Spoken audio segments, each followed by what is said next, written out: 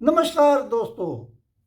आज भारतीय क्रिकेट और भारतीय क्रिकेट के हेड कोच गौतम गंभीर की हालत देखकर मुझे वो महाभारत में जो शुरुआत में एक डायलॉग बोला जाता था, मैं समय हूँ, याद आ रहा है। देखो समय का चक्र कितनी तेजी के साथ घूमता है। 2010 और 20 के दशक में भारतीय दुर्ग अजय था, ये दुर्भेद्य था, कोई तोड़ नहीं पाया है इसको। पिछले साल ही जब बांग्लादेश की टीम टेस्ट मैच खेलकर पाकिस्तान से आई, 2-0 से उन्होंने पाकिस्तान को हरा दिया था। अब आते ही उन्होंने भी भारत को ललकारा, हम भारत का भी पाकिस्तान की तरह सफाया कर देंगे, ये कर देंगे, वो कर देंगे। गौतम गंभीर ने बड़े गर्व के साथ कहा था, हर टीम भारत में जीत का सपना लेकर आती है, लेकिन वो सपना हकीकत में कितना बदलता है ये सब जानते हैं।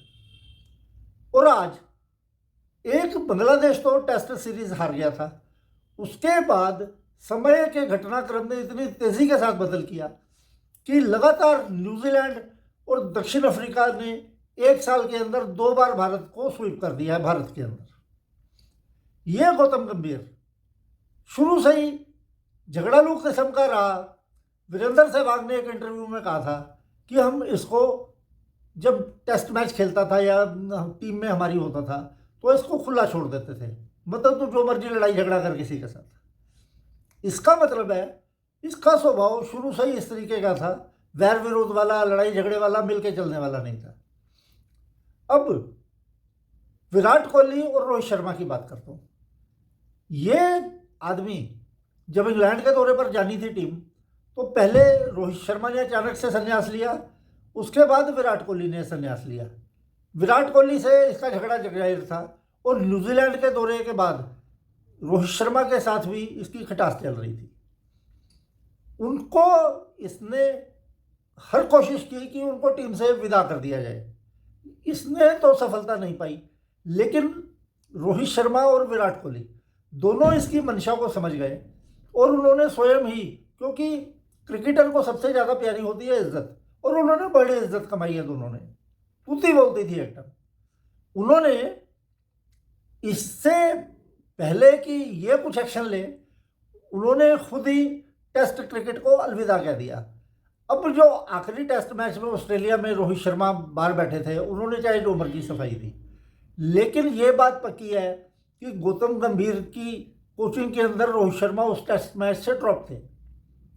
ये बात बाहर नहीं आ सकी, लेकिन आजकल बहुत सारी बातें बाहर आने लगी हैं।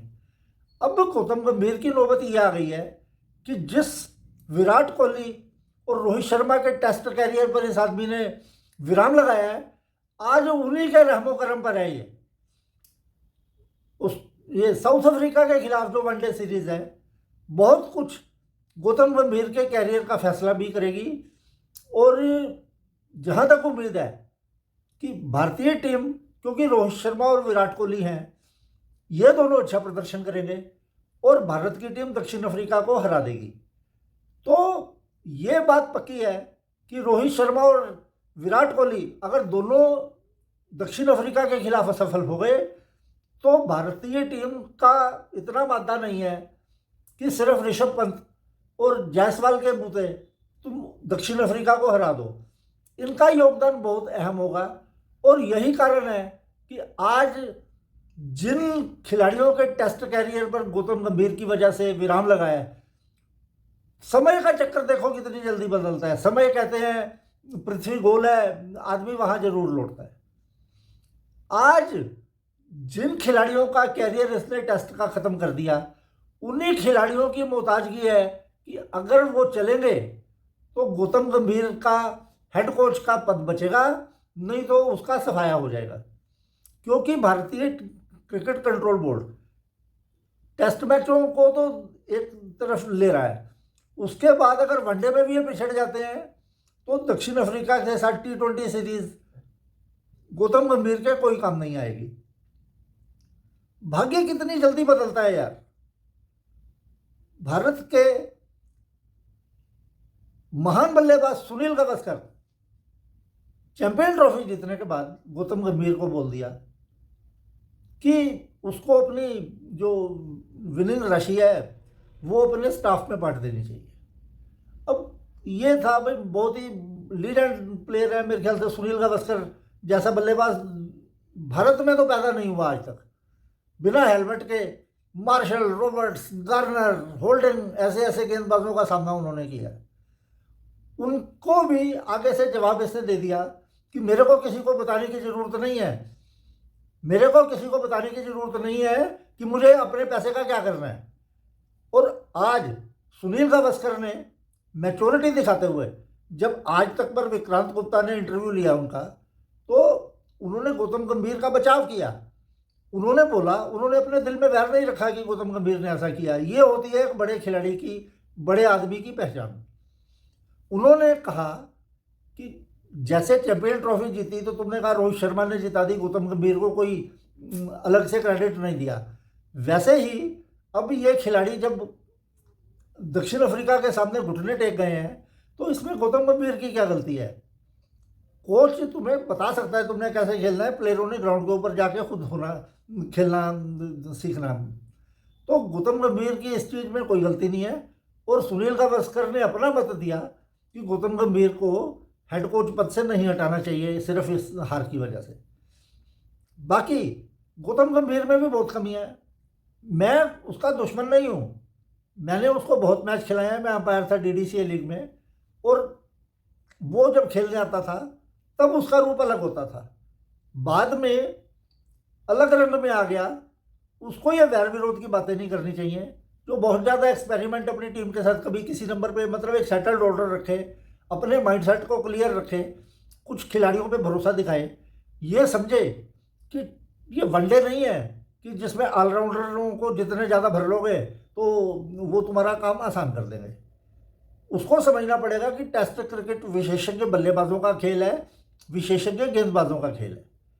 तो ये नहीं समझेगा तो भाग्य का चक्कर घूमने में देर नहीं लगेगी। वो कहेगा मैं समय हूँ, आज से गौतम गंभीर भारतीय टीम के हेड कोच नहीं रहे। ये सुनने में आपको बहुत जल्दी मिल जाएगा। तो बड़ा समय बलवान है, भारत के लिए कठिन समय है। इनके पास टेस्ट मैच में खिलाने के लिए बल्लेबाजों का अकाल पड़ गया है। इसी वजह से तो शुभमन गिल प्रारंभिक बल्लेबाज या 4 नंबर पर खेलने वाले बल्लेबाज का जो रिप्लेसमेंट लिया इन्होंने, नीतीश कुमार रेड्डी। अरे तुम्हारे में कितने बैट्समैन हैं, सरफराज खान को ही खिला देते, उसने कम से कम 150 तो बनाया, कुछ 50 भी बनाए हैं टेस्ट मैचों में। तो मतलब 4 नंबर के बल्लेबाज का रिप्लेसमेंट आप 8वें या 9वें नंबर के बल्लेबाज के साथ कर रहे हो। 4 ओवर नीतीश कुमार रेड्डी से कुल गेंद कराई, बैटिंग में उसने 10 रन बनाए दोनों पारियों में मिला के। पहले टेस्ट मैच में उसे रिलीज कर दिया था। क्या माइंडसेट है तुम्हारा? जब तक भारतीय क्रिकेट कंट्रोल बोर्ड और इनके हेड कोच गौतम गंभीर अपनी खोपड़ी खर्च नहीं करेंगे, सही आदमियों का चुनाव नहीं करेंगे, तो भारत का यही हाल होने वाला है। और तुम वर्ल्ड टेस्ट चैंपियनशिप की बात करते हो, मैं कह रहा हूँ इनकी ऐसी दुर्गति ना हो जाए कि जैसे पाकिस्तान वाले आजकल फड़फड़ा रहे हैं, हर एक टीम उनको मार के चली जाती है। अभी तो बांग्लादेश को हमने हरा लिया, चलो वेस्ट इंडीज़ को हरा दिया, कहीं ये लोग बता रहे हैं कि ये टीमें भी हमें मार के जाने लगे। तो क्रिकेट के दोबारा से उत्थान के लिए भारतीय क्रिकेट कंट्रोल बोर्ड को गंभीरतापूर्वक विचार करना पड़ेगा। और ये नहीं हो सकता कि भारत का इतना बड़ा स्ट्रक्चर है तो बल्लेबाज भारत के पास है ही नहीं जिनको टेस्ट मैच में खिलाया जाए। अरे करुण नायर था, करुण नायर इंग्लैंड में खेला था, चलो जो भी है उसे इतना सफल नहीं रहा, तो 25-30 रन तो बना रहा था वो। यहाँ तो 1-1 रन बनाने के लिए तरस रहे हैं। तो जब तक तुम्हारा क्लियर माइंडसेट नहीं होगा तब तक ऐसे ही चलेगा और समय का चक्कर कितनी जल्दी घूमकर तुमको कहीं का नहीं छोड़ेगा। ये बात अपने ध्यान में तुमको जरूर रखनी होगी, तभी भारतीय टीम का दोबारा से पुनरुत्थान हो सकता है। नहीं तो अब मैं आगे ज़्यादा बोलना नहीं चाहता। नमस्कार। कल वनडे मैच के बारे में बात करेंगे क्योंकि परसों भारत और दक्षिण अफ्रीका के बीच पहला वनडे मैच खेला जाएगा। तब तक के लिए नमस्कार।